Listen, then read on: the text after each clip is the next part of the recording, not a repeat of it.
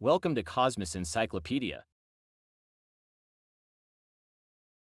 In the vast cosmic expanse, galaxies emerge as the cosmic architects of the universe, each with its own unique story woven into the tapestry of space and time. The life-cycle of galaxies unfolds across billions of years, driven by gravitational interactions, star formation, and cosmic evolution. Among the diverse array of galaxies, three primary types stand out: ellipticals, spirals, and irregulars. Elliptical galaxies, shaped like flattened spheres or elongated ovals, are ancient and majestic, composed mostly of old stars with little ongoing star formation. Spirals, on the other hand, boast graceful arms winding outward from a central bulge, where young stars are born amidst swirling gas and dust. These galaxies represent a cosmic balance between old and new, with ongoing star formation sustaining their vibrant spirals. Irregular galaxies, with their chaotic and asymmetrical shapes, defy classification, often the result of gravitational interactions with other galaxies. As galaxies age,